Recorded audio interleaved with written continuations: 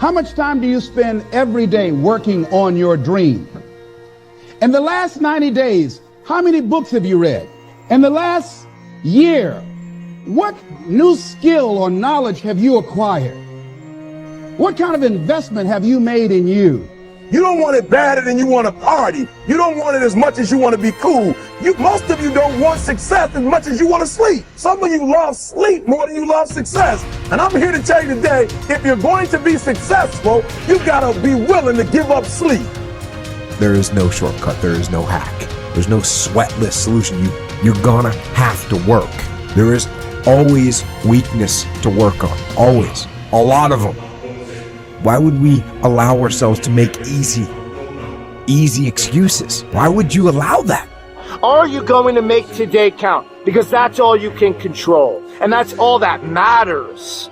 It doesn't matter where you start, guys. It doesn't matter what talents you're born with. It's about where you finish. And this race isn't over. It's not over. You could still come in first in the marathon. But you gotta start today. You gotta start now. You have everything you have. Everything you need is inside you. But I realize that doesn't mean just because you don't think you're good enough, doesn't mean you can't be good. Doesn't mean you can't be great. Doesn't mean you can't carry on. But it's not gonna always be like this. Your condition is not your conclusion. Nothing is impossible.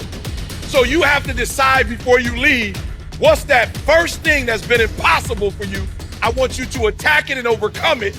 Because if you run from the adversity that you're going through today, you'll forever be at that level in which you're going through for the rest of your life. One day you'll look back on your life and appreciate the struggle and have nothing but gratitude for everything that happened along the way. And you come to recognize that in return, you're given the chance to earn the greatest edge of all, and one that can never be taken away. You have enough right now to change your life. You have enough right now to flip this world upside down. You have enough. You got enough power. You got enough anointing. You got enough grace. You got enough patience. You got enough gifting to make your money, get out of debt, get yourself together, and change everything about your world. Realize that you have the ability to make an impact. You have an opportunity to change that story in your head. Put yourself out there, because when you do, amazing things happen. The essence of life is growth. The essence of life is growth, to do the best you can. And here's what's interesting. Humans are the only life form that will do less than they possibly can. Humans are the only life form that will settle for less. Every other life form except human beings strive to its maximum capacity. How tall will a tree grow? Approximately as tall as it possibly can. You never heard of a tree growing half as high as it could. No, trees don't grow half. Trees send their roots down as deep as possible, stretch their limbs up as high as possible, produce every leaf possible and every fruit possible. As a matter of fact, you never heard of a human physically growing half. We keep growing until we're done. Now that's a part of life we can't control. It's genetically coded. And that's probably why we keep growing till we're done. Because we can't control that part. It's the rest of our growing that we control. The growing of our minds, the expansion of our minds, that we can control. And that's what tends to get away from us. All life forms inherently strive to their max except human beings. Now, why wouldn't human beings strive to their maximum possibility? Here's why. Because we've been given the dignity of choice. It makes us different than alligators and trees and birds. The dignity of choice makes us different than all other life forms. And here's the choice: to become part of what we could be, enough to get by, or to become all that we can be. My best advice for you is to choose the all. Earn all you can, make all the friends you can, read as many books as you can, develop as many skills as you can, see as much as possible, do as much as possible, make as much fortune as possible, give as much of it away as possible. The max. There's no life like it. I'm telling you, once I got on track, I've never looked back. Pick up the challenge. Go for it. Take the best of the two easies. Take the route of it's easy to get ahead. It's easy to do all you can. It's easy to succeed. It's easy to have financial freedom. The more you do, the more you get. See, if you're playing it safe, you're not going to win. If you're playing it safe, like that old saying, you know, you were taught when you're a little girl, better to be safe than sorry. Well, that's a bunch of crap. It's not better to be safe than sorry. It's by trying things that you figure out how far you can go. You got to get outside the box. Like it's reported, Edison tried 3,000 ways before he built the incandescent light. He said he didn't fail 3,000 times. He said there was 3,000 different steps to building a light bulb. Well, there's different steps to get to where you're going. And I really do treat winning and losing exactly the same. I do not let it upset me. Do you think that's a big part of why you're so successful? Well, it's part of why I enjoy it. Mm-hmm. Yeah, I think it is, because I'll try anything. Like if I'm into an idea, the idea of losing never enters my mind.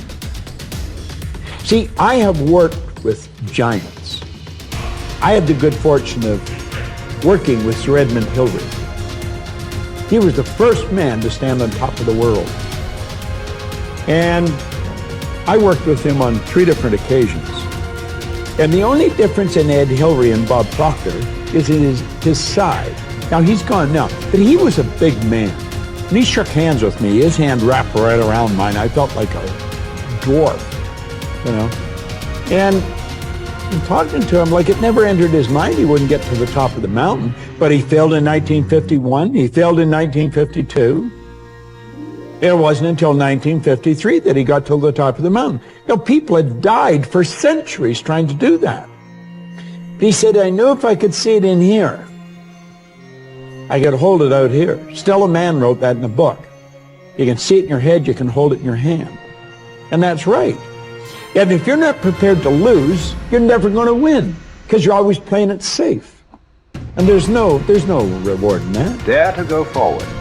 Winston Churchill once said, courage is rightly considered the foremost of the virtues, because upon it all others depend. Courage is the chief distinguishing characteristic of the true leader. It is almost always visible in the leader's words and actions. It is absolutely indispensable to success, happiness, and the ability to motivate other people to be the best they can be. Follow through on your vision. In a way, it is easy to develop a big vision for yourself and for the person you want to be. It is easy to commit yourself to living with complete integrity. But it requires incredible courage to follow through on your vision and on your commitments. You see, as soon as you set a high goal or standard for yourself, you will run into all kinds of difficulties and setbacks. Refuse to compromise. You will be surrounded by temptations to compromise your values and your vision.